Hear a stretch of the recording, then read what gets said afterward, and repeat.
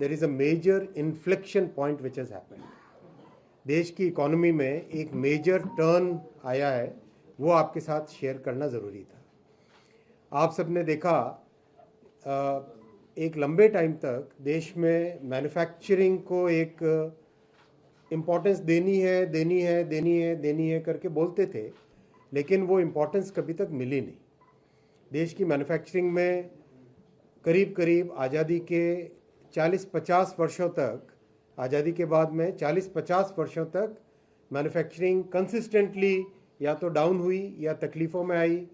एक तरीके से बहुत ही जो हमारा एस्पिरेशन था, हमारा जो पोटेंशियल था, उस पोटेंशियल को हम कभी पूरा नहीं कर पाए।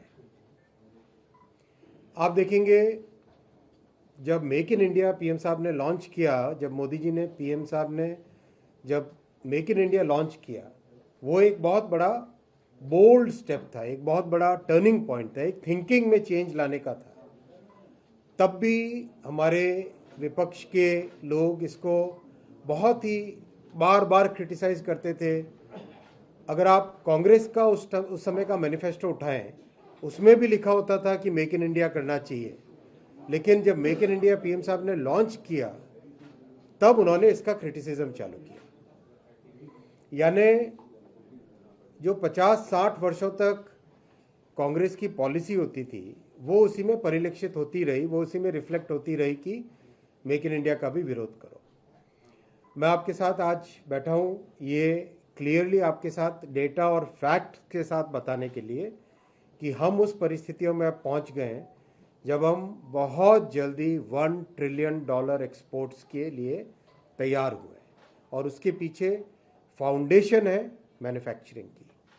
मैन्युफैक्चरिंग मेक इन इंडिया की सक्सेस, डिज़ाइन इन इंडिया की सक्सेस, इनोवेट इन इंडिया की सक्सेस, और सीरीज ऑफ प्रोग्राम्स जो उसके बाद में लाए गए, सीरीज ऑफ सिंप्लीफिकेशंस जो किए गए, एक तरीके से ये उसका पूरा रिफ्लेक्शन है।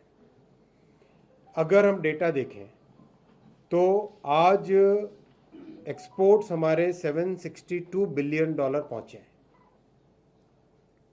$760 बिलियन पे हम लोग एक्सपोर्ट्स में। इस एक्सपोर्ट्स की अब हमें डाइवर्सिटी समझने की ज़रूरत है। सबसे पहला पॉइंट, आज गुड्स का एक्सपोर्ट, मर्चेंडाइज, प्रोडक्ट्स जो हम बनाते हैं, उन चीज़ों का एक्सपोर्ट सबसे पहले हमें देखना चाहिए। लंबे टाइम तक एक्सपोर्ट्स में सर्विसेज की हमेशा ज़्यादा संख्या रहती है, लंबे टाइम तक। अब आप देखो गुड्स का एक्सपोर्ट ज़्यादा होने लगा है। $453 बिलियन है गुड्स का एक्सपोर्ट। सर्विसेज का एक्सपोर्ट है $309 बिलियन। आप देख रहे हो मैं किस इन्फ्लेक्शन पॉइंट की बात कर रहा हूँ। ये एक बहुत बड़ा टर्निंग पॉइंट है, बहुत बड़ा एक चेंज आया है, बहुत बड़ा एक इन्फ्लेक्शन पॉइंट है जिसमें देश की इकोनॉमी एक तरीके से चेंज हो रही है, उसका एक रिफ्लेक्शन। और उसका साधारण मानवी पे क्या असर पड़ता है, उसका ह्यूमन एंगल क्या है, वो मैं अभी बताऊंगा आपको।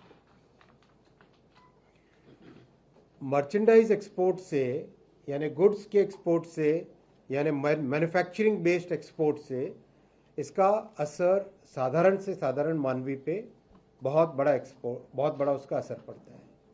हर नागरिक पे असर पड़ता है इसका।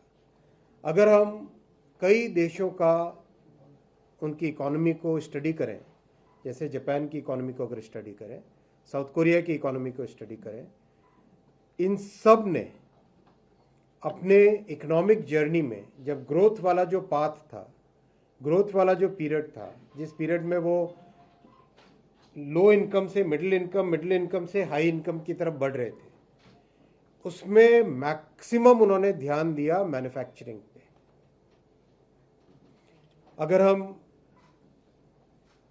इन देशों से पहले जो हाई इनकम में आए, जैसे यूएस, जैसे जर्मनी, जैसे फ्रांस, जैसे यूके, इन देशों के उस जमाने के, यानी 1800 के आसपास के, अर्ली 1900 के पीरियड को देखें, स्टडी करें, उसमें भी आप देखेंगे कि इन देशों ने लो इनकम से मिडिल इनकम और हाई इनकम में आने के लिए बहुत बड़ा फोकस किया मैन्युफैक्चरिंग पे।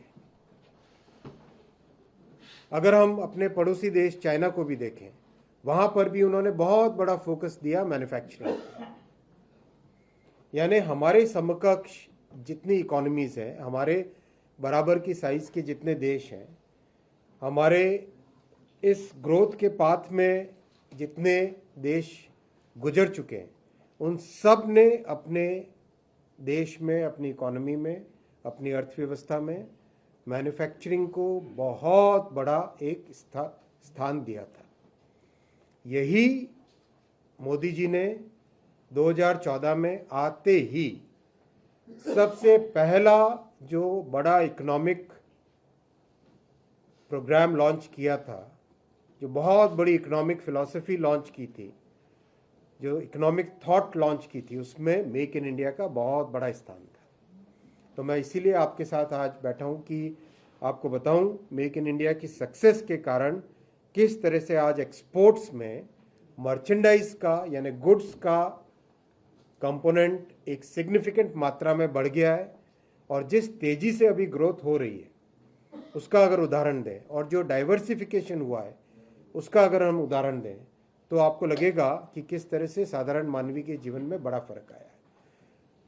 इससे मैन्युफैक्चरिंग बेस्ड ग्रोथ से क्या होता है, सबसे बड़ा फर्क कि हमारे जो ग्रामीण क्षेत्रों में जब लोग इकोनॉमी के एक लेवल से ऊपर बढ़ते हैं, मिडिल इनकम, लो इनकम से मिडिल इनकम की तरफ जाते हैं, तो लोगों की इच्छा होती है कि अच्छी फैक्ट्री में काम करें। खेत में काम सरप्लस अगर हो जाता है, खेत में अगर लेबर सरप्लस हो जाता है, उस लेबर को एब्जॉर्ब करने के लिए मैन्युफैक्चरिंग चाहिए होती है। और यही इसके पीछे पूरी थॉट प्रोसेस थी कि मैन्युफैक्चरिंग में बहुत बड़ा रोजगार बढ़े। आज अगर हम फॉर्मल एम्प्लॉयमेंट यानी प्रोविडेंट फंड में जो रजिस्ट्रेशन होते हैं उस डेटा को देखें, बहुत ही महत्वपूर्ण विषय है ये, उस डेटा को देखें। वो डेटा आपको देश में कितना फॉर्मल एम्प्लॉयमेंट हो रहा है वो दिखाता है। और हम जानते हैं कि देश में फॉर्मल एम्प्लॉयमेंट जितना है, कम से कम 2 गुना उसका इनफॉर्मल एम्प्लॉयमेंट होता है। जो फॉर्मल एम्प्लॉयमेंट पहले करीब करीब 6 लाख महीने का होता था, यानी साल भर का 70 लाख के आसपास, वो आज महीने का 14 लाख 15 लाख आ गया है एवरेज। महीने का 14 लाख 15 लाख का मतलब हुआ साल का होता है करीब करीब 1 करोड़ 80 लाख के आसपास। ये आप बहुत स्पष्ट तौर पे सोचिए कि ये कितनी बड़ी एक इकोनॉमी में परिवर्तन आया है, और इसका ज़मीन पे असर दिखता है। मोदी जी ने 2 करोड़ एम्प्लॉयमेंट अपॉर्चुनिटीज़ का साल का जो लक्ष्य तय किया था देश के लिए, वो लक्ष्य अब पूरा होता हुआ दिखता है। और उसके पीछे बहुत बड़ा फैक्टर है मैन्युफैक्चरिंग का, बहुत बड़ा फैक्टर है मेक इन इंडिया का। अब मैं आपको इसकी डाइवर्सिटी का उदाहरण दूंगा। किस तरह से पहले जैसे 2-4 कमोडिटीज़ होती थी जो एक्सपोर्ट होती थी। नाम के वास्ते अगर हम लेते उस ज़माने में, आज से 10 साल 12 साल 15 साल पहले अगर बात करते, तो मैक्सिमम एक्सपोर्ट पेट्रोलियम का होता था, क्योंकि पेट्रोलियम जो आता था उसको रिफाइन करते थे, रिफाइन करके वापस एक्सपोर्ट होता था। बाद में आता था नाम तो राइस का आता था, इस तरह से 4-5 नाम आते थे। आज अगर आप, ये आपके साथ शेयर भी करेंगे, आज अगर आप देखेंगे तो एक डाइवर्स स्पेक्ट्रम बन गया है एक्सपोर्ट्स का। बहुत बड़ी ये विषय थोड़ा